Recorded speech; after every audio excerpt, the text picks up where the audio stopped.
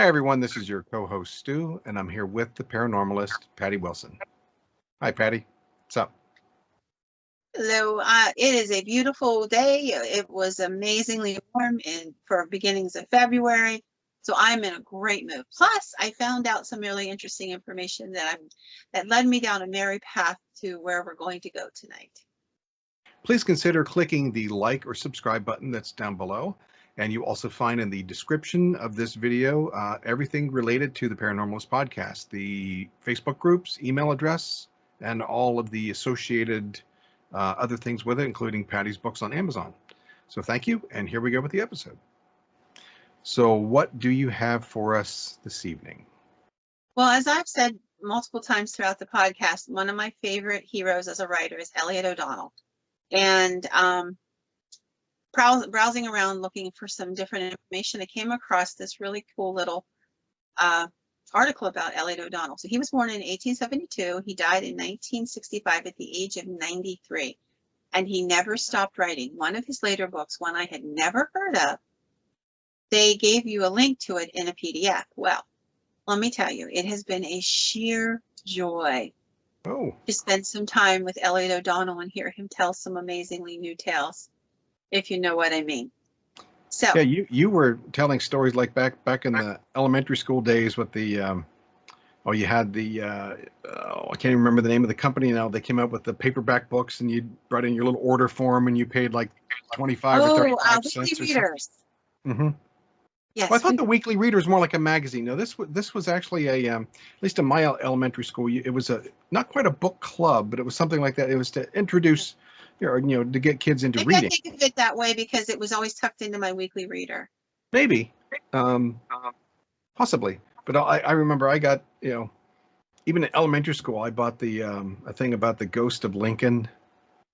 And that was a great, but I remember you saying about, that was your introduction to Elliot O'Donnell.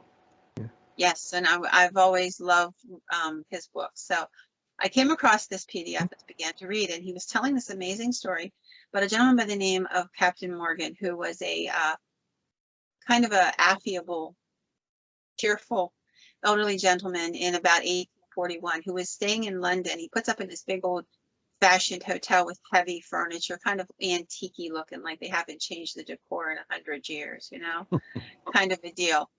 And it reminded him of a murder mystery novel, the atmosphere of this hotel, like it was waiting for something to happen. Very uncomfortable in some respects. So he decides that it's just, better to go to bed and go to sleep and get on with his business the next day so that, he can pass through this hotel and move on to wherever else he was headed. And he goes to bed in this great big old 4-poster bed that's in there. And he wakes up in the middle of the night to ruffling, flapping sounds. And he's like, what is that? And he sits up and he realizes there's this huge black bird with its wings outstretched and red eyes perched on the railing at the foot of the 4-poster bed. Well, you can imagine that that's kind of bizarre. And I have to tell you, I have awakened to something similar because animals get in houses, sometimes you leave a window open or something happens. And as he's looking at it, trying to make sense out of it in the middle of the night, the bird flies directly at his face. And he jukes, he pulls the blanket up over his face a second and jumps out of the bed, drops the blanket and runs for the sofa in the corner of the room, where he sits there and he's watching the bird, trying to figure out what to do about this. The bird lunges at him again, and he's still got that blanket kind of laying halfways on his lap and halfways on the ground, and he grabs it up and he throws it over the great big black bird. And he's not sure what to make of all this, but he sits up for a while and then finally falls asleep sitting on the couch. Sure, he's not going to go back and lay down in that bed because he can't explain what all has just occurred to him. He begins to think about it, and he said he wondered always if it was an earthbound spirit of a criminal or a viciously inclined person who had once lived on the earth and who had become the phantom of a bird, or was it truly just the ghost of a bird? He writes about this in his journal and tells his story several times. it was just interesting. And it kind of was the beginning story in this book. And one of the reasons that I thought that was fascinating is because Elliot O'Donnell, in one of his books, there's a book on animal hauntings, and he writes this really interesting quote that he believes that people are born with two spirits, an animal spirit and a human spirit, and that whichever spirit you allow to participate in your life, whether it's the animal or the human, that is what you'll come back as when you die. You come back as a twisted animal in some way, maybe crippled or something, or if you were human, and if you come back, you come back as a human being. But whatever nature that you encouraged in your life is the nature that you will end up facing and existing in when you die. And I just thought it was fascinating. So that took me down this weird rabbit hole of bizarre animal hauntings and examining them from both what could they be, whether they were really just an animal haunting or if they were something else completely different. And so I thought we would try going through some of these stories and take a look at some of these bizarre hauntings. So in Essex, England, there was a home that was haunted by what they called spectral birds. This was recorded in writing in journals and other letters and what have you throughout the years. It was a bird the size of a raven, often seen in the house. They became very accustomed to it just fluttering out of nowhere and to disappear right through the ceiling or disappear in midair. But it wasn't confined to just the house. It fluttered through the walls into the other houses. You know how row houses are in a city where they share a singular wall on each side. It would float through one wall into the next house and on to the next and on to the next.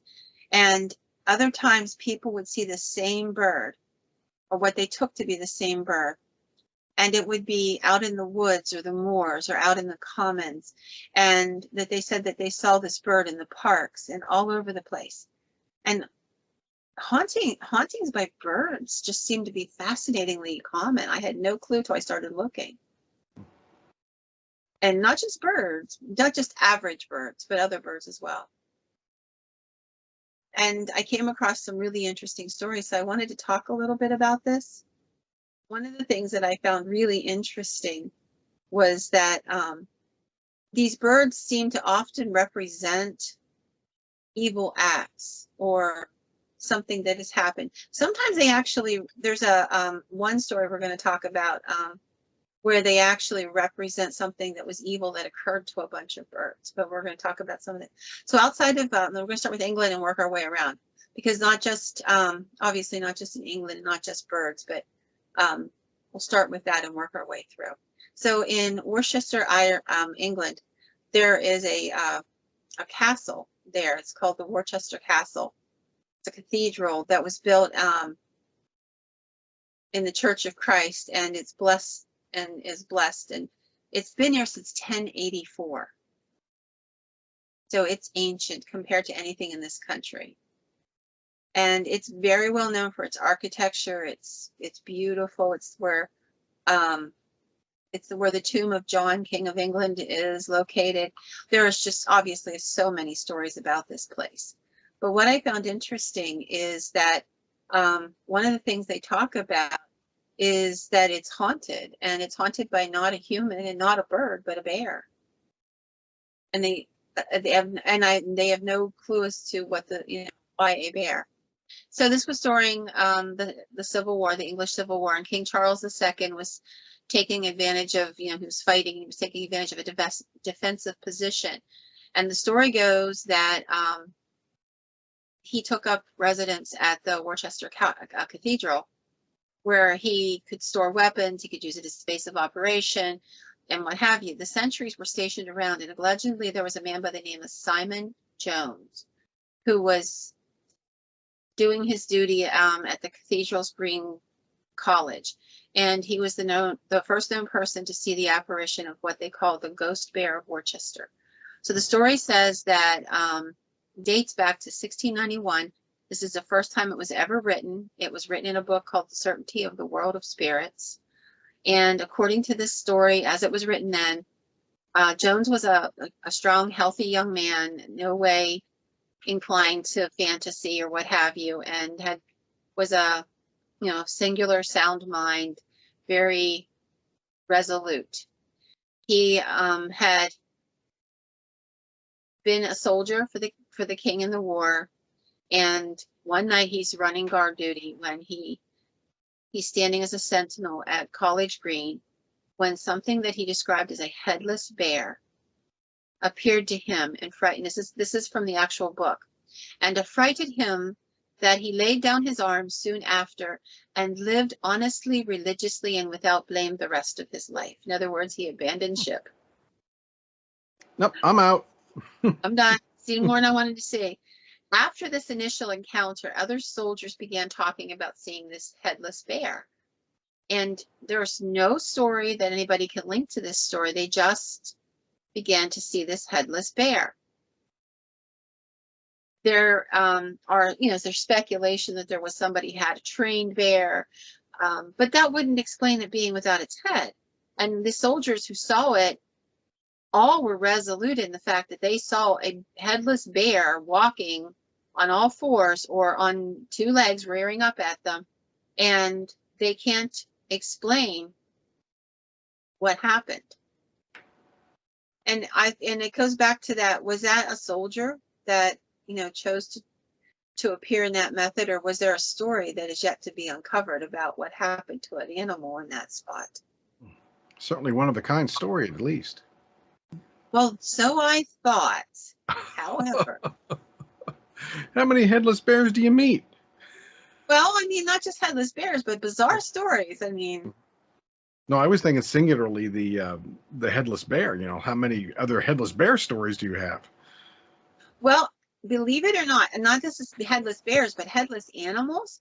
There are multiples of them. I didn't choose to tell all of them, but I probably ran across 6, 8 in the research, a couple which I might share tonight.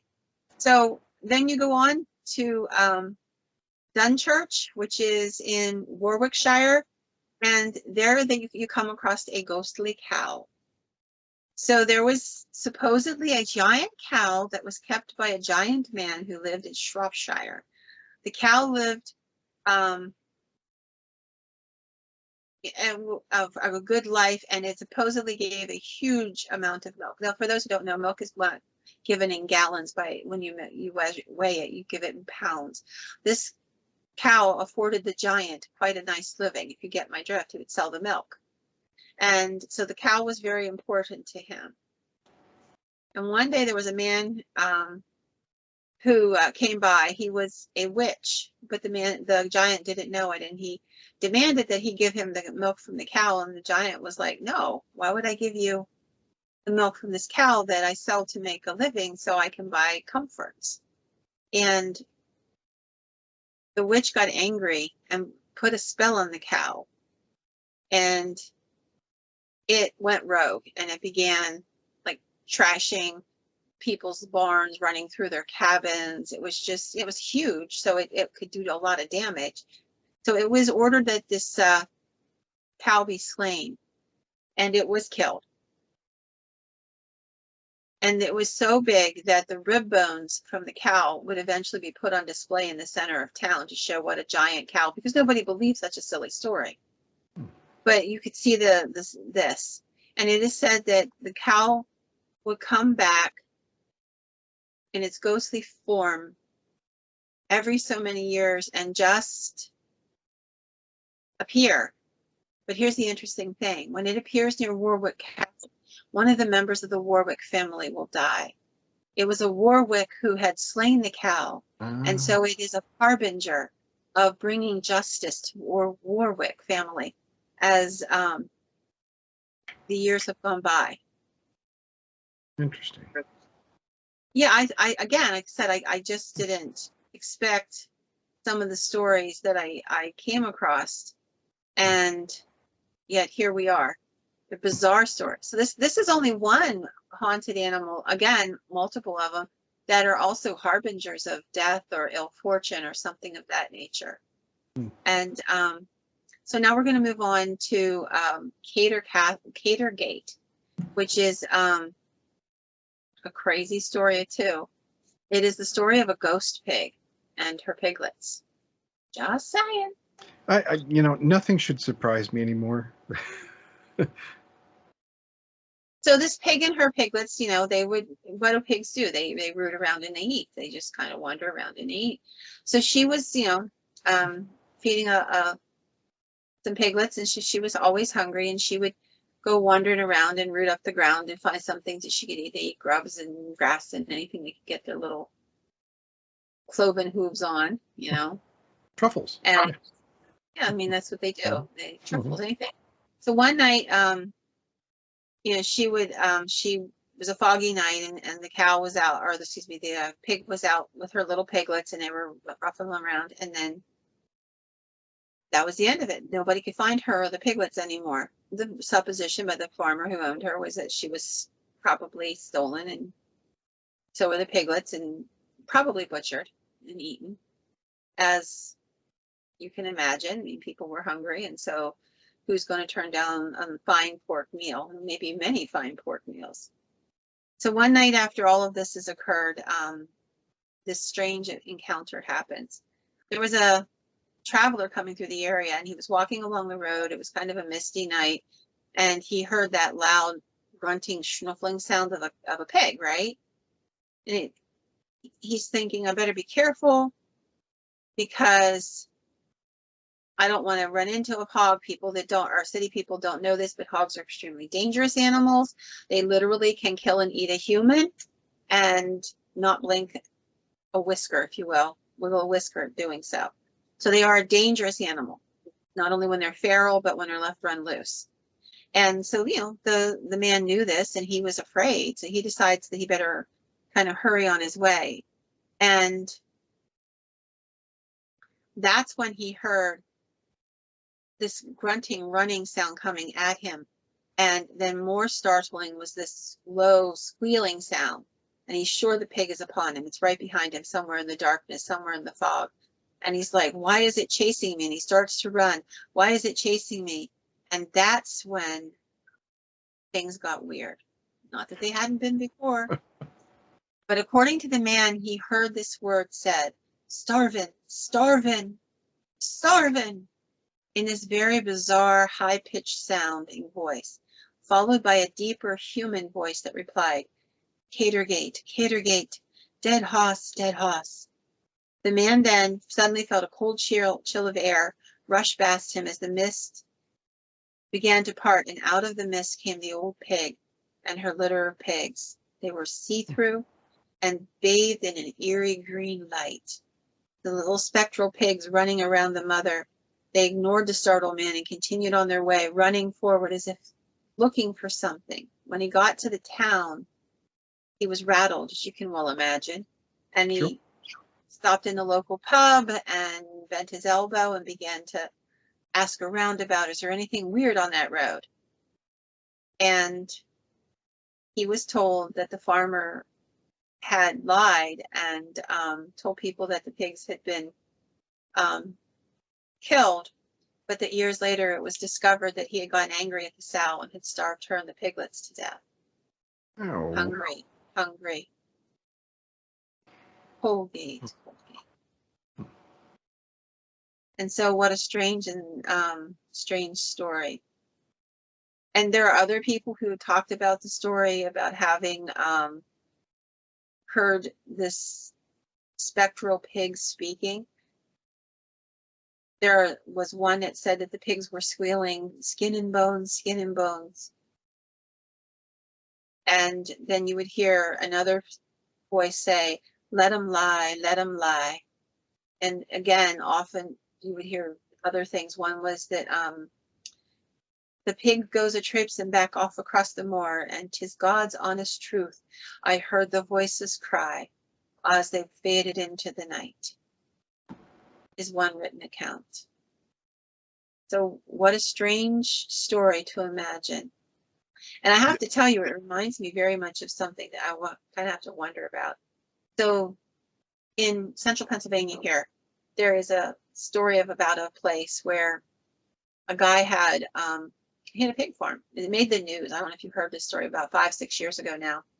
And he had this farm. He had about a little over 100 pigs on the farm. And he contacted a real estate agent and asked the real estate agent if she could sell the farm. He was leaving. He was going to get rid of the farm. And she said, sure, no problem. So she finds somebody who's interested in buying the farm. And she says, sure, I'll meet you out there at the farm. Not a problem. And they get out to the farm. And I've never understood this story. But as she pulls in, you know, the people are standing there and there's this awful smell. And she's like, it's a pig farm. Of course, there's an awful smell. Pigs are a very distinctive and terrible smell. They do. The smell of a pig will actually get into your skin and your clothes. You have to bath. It's a very distinctive smell. She gets out of the car and it hits her. And she's like, wait a second, that's not pig smell. She starts walking around and she comes rushing back from the barn and she says to them, we need to get out of here now. We need to get out of here now. She's very rattled. And they go down the road a ways. She pulls off in a wide spot where she has cell service and she calls the police. And the young couple that's looking at buying this farm had pulled over to make sure she was okay. And they kept saying, what did you see? What's wrong? What did you see? And she's like, I've never seen anything like it. And so the long and the short of the story is the guy left and he left all the pigs there. He assumed that his wife was going to come back as they had split up and feed them. She assumed that he would do it. And he had let 100 pigs starve to death. And the people who purchased the farm subsequently and cleaned up everything claimed that they would hear the pigs squealing in the night, even though everything had been removed. Yeah, and I bet at some point pigs aren't picky. So No, 100 exactly. would have become 90, then 80, then yeah. Oh my. At least though, they didn't become articulate like the ones in the which is, to me, that's the most fascinating thing. Okay, a ghost pig and piglets, not yeah. To me, that's not out of the ordinary. But when they start talking, that's a different story. Yeah. So they're telling their tale in the only way, that was allowed to them. A tale that nobody knew at first. It took a while for them to piece it together, what had really happened to these animals. But apparently he had locked them in a stall and starved them to death, and it was only upon his own demise that people came onto the property and found what he had done in his anger. So we're moving on to Highgate in London. There's supposed to be a ghost chicken in an area known as the Pond Square. And this chicken began to be seen in the 17th century. Y'all could be laughing at me, but I like phantom fowl, okay? I have a book which is called Totally Bizarre PA, and I have a story in there about a chicken that haunts. So according to this, Sir Francis Bacon and a friend of his, Mr. Witherbone, bought a chicken from a farm in the area for the purpose of killing it, plucking it, and stuffing it in the snow. Now, this wasn't just cruelty. Francis Bacon was fascinated with science, so was Dr. Witherbone, and what they were trying to figure out, and you owe them a great debt if you have a freezer or a refrigerator. What they were trying to figure out was if you stuck it in the snow, could you keep it fresh longer in the cold? Because up to that point in time, nobody had done that. But he had noted, tried other objects, and so they bought this chicken, and they decided to do it, and they figured it out. You can, if you chill the animal, the carcass, you can definitely keep it longer. As we all know, it seems like simple common knowledge today, but it all kind of started with these experiments. Now, right after all of this happens, Francis Bacon dies from pneumonia. Dr. Witherbone would be left to be haunted. The story goes that the chicken appears on the farm where Dr. Witherbone lived, and has since haunted that same property. it appears plucked and gutted and runs in circles in the square in the little yard before vanishing into thin air. Sightings are apparently frequently was apparently happening frequently during World War II, at which time there were air raid wardens trying to catch this crazy bird because they didn't know what it was and they weren't sure. And it was World War II. Everybody was thinking there was some sort of crazy German whatever, you know? So, but every time anybody's ever gotten close to the bird, it evaporates into thin air. It is still seen to this day, off and on, in that region, down by the pond. That's a persistent spirit. It is. It's a plucky little fowl, if you don't mind me saying so. Oh, I can't handle the punishment. Well, you can't help it when you're punny, you know? Mm-hmm.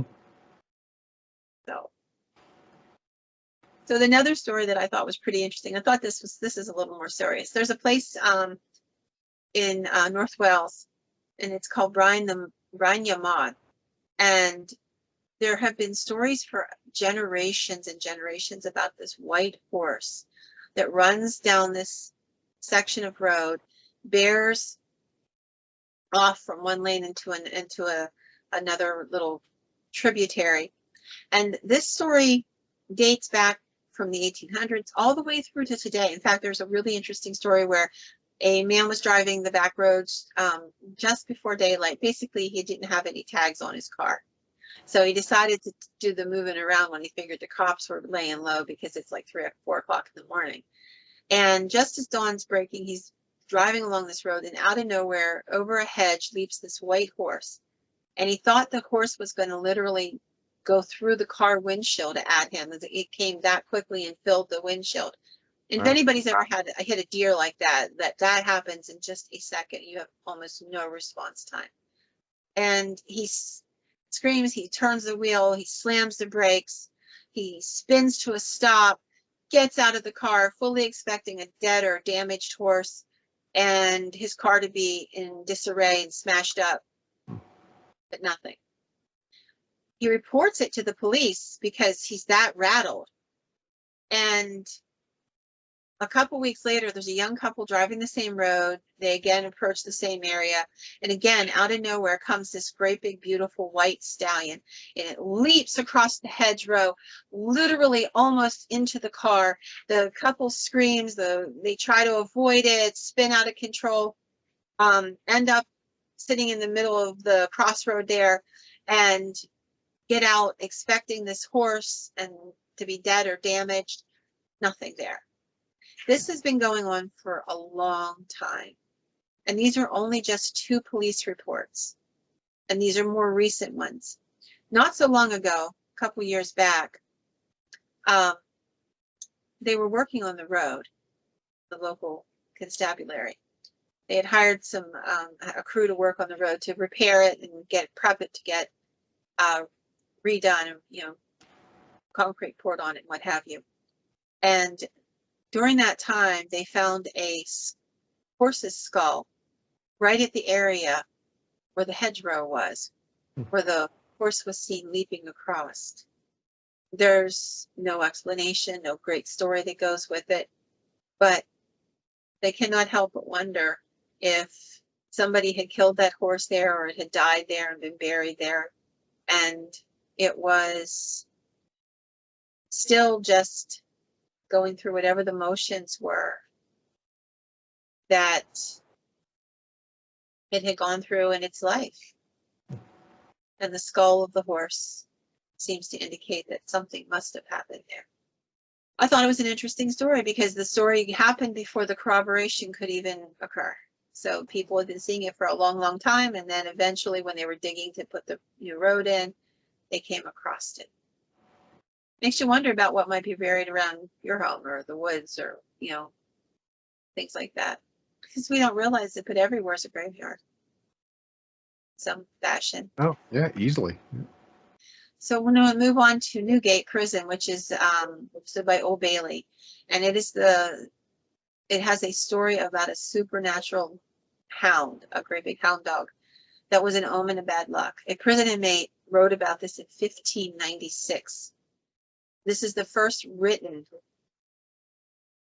account of it, although there are oral accounts that predate this one that are referenced. So that's a long time ago. And this dog's been here. So the story is that there was a terrible famine going on in London in that time frame, and prison inmates had turned to cannibalism to live. I mean, it is what it is. That's what the time frame was like, and people will survive however they can. There was a man who was a teacher who was imprisoned at the time, having been accused of witchcraft, I'm sure, because he was doing mathematical equations or whatever it was he was doing, you know. And when he arrived, he was overpowered by some of the men who were in the prison, and unfortunately, he became dinner. Shortly thereafterwards, the inmates began to see this huge black dog stalking the corridors. And each of the men who had attacked the teacher were hunted down and torn apart by the beast. The prison guards would see it. It would pass through them. It would pass through the walls. And when it hit the person, it just leaped on that person that had helped kill the scholar, the teacher. It suddenly became flesh and bone and able to tear this person apart. But whenever someone tried to intervene, their hands would pass through it as though there was nothing there. Eventually, it got most of the men, and a couple that were still left were terrified of what was their pending fate and managed to break out of the jail. But it is said that the dog stopped haunting the prison for a while those men were on the loose. And then when it returned to continue stalking the prison, well, the inmates took it to mean it had completed its task. I just think it's a fascinating story. And it's an example of what Elliot O'Donnell had talked about, that whatever your nature was, human or animal, might be what you choose to be. And this person who had died such a horrible death, fate afterward, had chosen to come back and vindicate himself, shall we say. So moving on to Washington, D.C. Okay. There are some really cool stories. So there's a story of a demon cat in the White House that is supposed to walk the halls at night. This takes place just after the American Civil War. There was a watchman there who began to see this black cat, and it would come running, down outside there, down the tunnel. There's these tunnels under the Capitol. So people don't know that there's tunnels under the White House and under the Capitol buildings and what have you. And it would come out of one of them and run toward them and look like a regular black cat.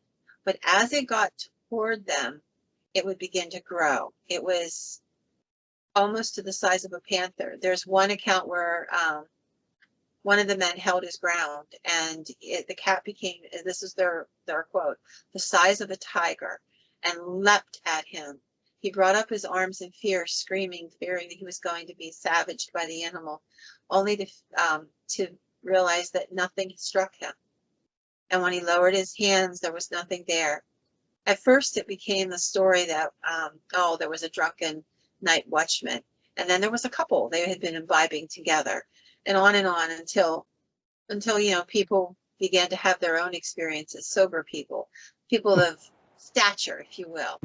Okay. One of the interesting things, though, I thought about it is when they poured concrete for flooring after there had been a gas explosion in 1898 in the tunnels below the president, the White House. The men who were pouring the concrete left it for the night, and the following morning they found 6 to 8 great big paw prints, as though a lion had run through the wet concrete. They started in the middle of a long, narrow lane, and they ended further down, but still in the middle, where there was nowhere for the cat to go. It's not a well-known story, but I thought it was fascinating. For those who don't know, in the background, you're hearing my cats talking. Apparently, they like it. I just thought it was really interesting. For those who have heard of some of the darker things, in Dublin, there was something in the 1800s, excuse me, late 1700s named the Hellfire Club. It was started by a guy by the name of Richard Parsons in 1735. And it was known for its satanic practices, its sex magic. It's the forerunner of what we will see Aleister Crowley do at the turn of the 20th century. He took a lot of it, his thelemic magic and what have you, from the wickedness of the Hellfire Club, which was infamous in the region. And it was believed that they actually sacrificed animals and humans inside these tunnels, these caves. They were caves in the side of the hills where they would meet. Interestingly enough, there may very well be a link between Richard Parsons and Jack Parsons, who we talked about in a couple other episodes, who was trying to bring to life the horror of Babylon to bring the end of the world. And he turned out to be a very colorful character. We did an episode several months back about him. But anyhow, the story goes that there were visitors to the Hellfire Club, which is now has been open as a museum, a tourist attraction, things like that. So these people were touring the area. They decided to go through it because it has a really interesting and mysterious reputation. And there's just a niche, if you will, for that kind of tourism. The next day, the guy was found dead. He was scratched and torn to pieces. So somebody mentioned that he had been in the Hellfire Club the night before, down there touring in those tunnels and inside that cave. There was another fellow who had been with this man who died, and he immediately decided he needed to get to a Catholic priest and confess his sins and what have you, which he was hoping that whatever had happened, it wouldn't infringe on him. There was scheduled to be an event at the Hellfire Club that very night. Now, as I said, it was open as a tourist attraction. So they actually had these like reenactment type things going on in there where you could kind of mock the debauchery and the bizarre. I can't understand why anybody would go for this, but there are people who do.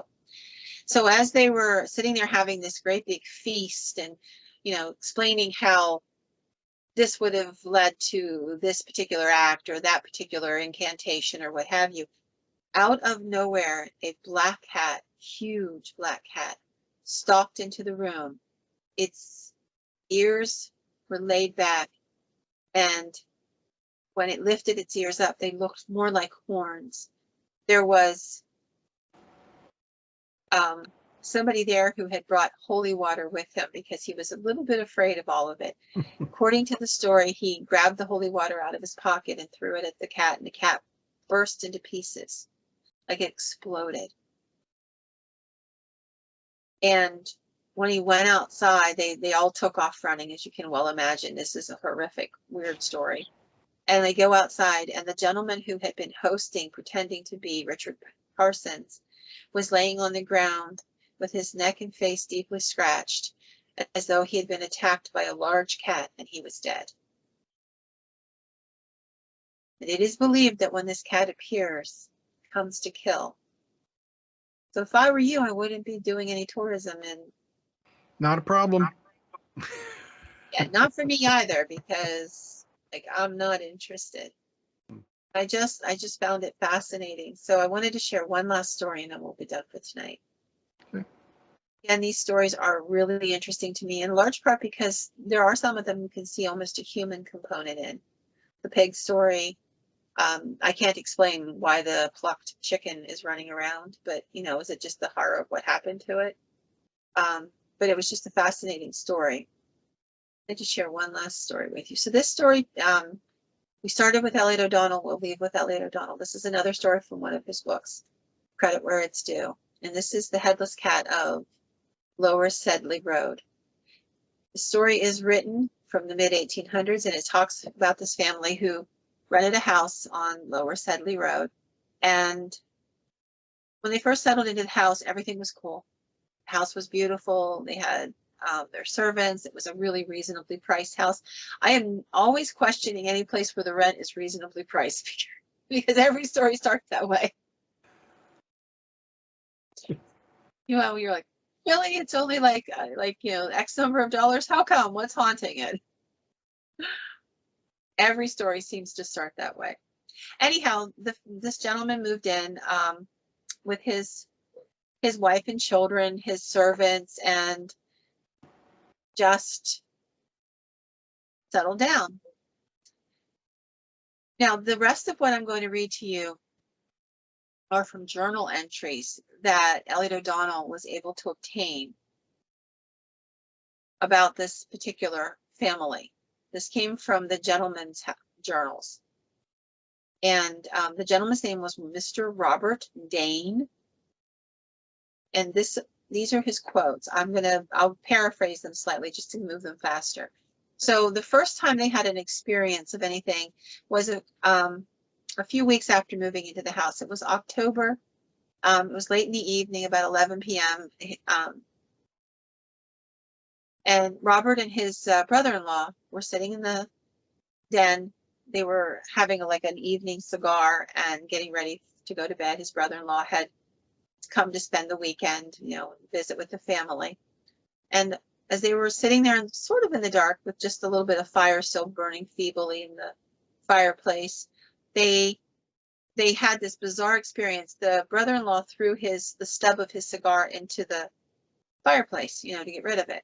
And all of a sudden, the brother-in-law said, "You're going to think me mad, but there is something very queer about this place tonight.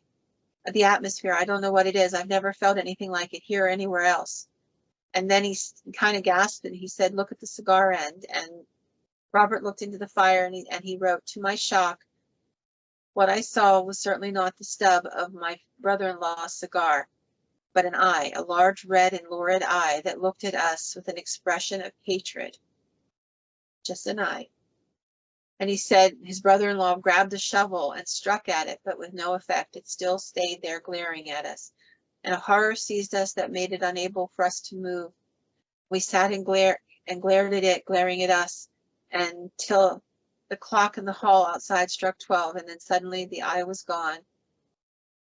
Coals were going cold, and we both felt that this terrible influence, whatever it was evil, but it had been removed. So moving on to the next, they kind of spent a restless night, as you can well imagine. The next day, this gentleman, Robert's wife, she comes into the room and she's pretty rattled, and she says to him, "I've heard these horrible noises on the landing, as if there was a cat being worried to death by dogs." And as she's telling him about what she's just heard out in the hallway, he hears it coming down the stairs toward them. And it sounds for all the world like a cat being, tortured by a dog. And there's hissing and scratching and screaming and squealing and barking and all of this going on at the same time. And this is just before bed. And he goes out fully expecting, now they had no house pets, fully expecting that perhaps they'd left the door open and a dog and a cat had gotten in somehow. They had a cat outside and they had a dog outside. So they thought perhaps, but they go out and they see nothing, but they hear the sounds still. And she runs to the door and she makes sure everything's closed, nothing's open. He opens the door to check outside to see if something is just outside the door being tortured. And nothing. As soon as he opens the door, the sound is gone. And he said, "I could see our black tomcat sitting on the roof, not the worse for wear." And then he said, "I could see our dog, a terrier, running out the gate, not seeming to notice anything was wrong. I told my wife it must be imagination, and we went to bed." Fast forward to the 21st of October. He said they were in bed when he felt a rush of cold. First at the bend of the staircase, the candle flared up a bright blue flame, and then an animal of some sorts came tearing down the stairs past me, and peering over the banister, I saw looking up at me from the well in the depths of the darkness, a set of red eyes that reminded me of what we had seen in the fireplace. He threw the matchbox at it. It did not move. And he said, only when I switched on the electric light did it disappear. I searched the house most carefully. No animal was found. Hmm. On the 7th of November, these accounts escalate. He said, I was on my way to bed, he said, Tom and Mabel, those were their children, came running into my wife's room in great excitement, saying, Mama, Mama, hurry. There's a dog tearing a cat apart in the next room over. And she went running to see what they were talking about, fearing very much that that's the same thing she had heard, and it was. So she went screaming for her husband to come and help, And he said, only when I got to the door and burst open did the sound cease. There was no animal within, no animal without. And I says, I have probed the mystery of the house. I think it is haunted. I think we must leave. On the 12th of November, he talks about, he has somebody coming to sublet the house, a man named James Barstow. And he says, I hope he'll take it. On the 15th of November, while they're waiting for this man to make a decision, the cook tells them she's leaving today. She talks about in the middle of the night, she was awakened by what sounded like a cat and a dog right outside her door, and the poor cat was being torn to pieces. And as she sat up in the bed, she said something smacked into her body as though a cat had leapt on her. She could feel its claws, and she could feel the ripping. And she pulls her dress shirt open for the lady to see, and there are scratches down her chest. And she said, there's not enough money in the world to induce me to stay in this house one more night. And she freely admitted she saw no one, she saw nothing, only the sounds, and then the feeling of something heavy smacking her in the chest as it pounced on her. November 18th, about 11 p.m. This is the gentleman, Richard. I was in the bath when I heard something fall. It was a loud splash. I could not see what it was. Wait, no, there was nothing there. I ran to the stairs. I went up 3 stairs at a time. I will not go to that bath again. Sunday, November the 20th. Went to church in the morning. And upon returning, I met my 6-year-old daughter on the lane. Her name is Dot. She plucked at my arm, screaming, do hurry, mother is very ill. I ran for home and found my wife lying on a sofa crying in hysterics. It took fully an hour for her to tell me what had happened. This is what he says she told him. After you went to church, I made some custard pudding. She was cooking, getting things ready for the day. And she said, I was in the living room writing a letter to my mother while things were cooking, when I heard a very pathetic mewling sound coming from under the sofa. I thought it was a stray cat and that someone had left a window open and it had gotten in. I tried to call it out, but as it would not move, I got to my knees and climbed at the edge of the couch. There was no cat there. And still the mewling was coming from that corner. I could hear it loudly. She said, barely had I been able to reconcile myself to the idea of ghosts in the room, but for the sunshine, I would have run. I went over instead and sat at my seat, as if to do my writing, but not for long. The mewling grew nearer. I distinctly heard something crawl out from under the sofa. There was a pause. And then it sprang upon me and dug its claws into my knees. I looked down into my horror and distress, perceiving it stood on its hind legs, pawing my clothes, a large tabby cat without a head, the neck terminating in a mangled stump. The sight so appalling I could not know what had happened. But nurse and the children came in at that moment and found me laying on the floor in hysterics. We must leave the house at once. Wednesday the 30th. Had an awful scurrying, trying to get everything packed. So they're getting ready to leave. He's packing up having servants pack up all the dishes and what have you. And they're going to look for another house. He said his wife had forgotten her pocketbook, her purse, and she had sent him back to the house. She had been rattled and had been forgetful for the last few days. She was most anxiously to move.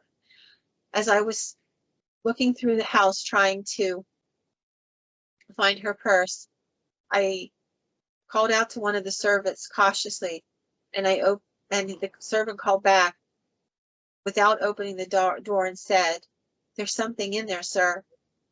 At that instant, I saw a cat. It vanished into the room, and as I reached the doorway, I pulled it open, and standing there, just as my wife had told me, there was a headless cat, just as described by my wife. I was in fear that it would lunge at me, but it faded away instead. We're coming to the last entries. The last entry. After innumerable inquiries, I have come to find that at a length of about 12 years ago, a Mr. and Mrs. Barlow lived in this house. They had one son, Arthur, whom they spoilt most outrageously, even to the extent of allowing him to participate in cruelty. To afford him amusement, they would buy rats for his dog, a fox terrier, to worry, and on one occasion they procured a stray cat, which the servants afterward declared was mangled in a most shocking manner before it was destroyed by Arthur. Here, in my opinion, is the very feasible explanation for the haunting my family endured. The phenomena seen was the phantom of that poor, tortured cat. For if human tragedies are reenacted by ghosts, why not animal tragedies too? It is absurd to suppose that man has a monopoly of soul or spirit. And I agree. It's a most interesting story. And I find it fascinating that O'Donnell was able to follow it by journal entries as it increased in ferocity. And with that, I will say good night.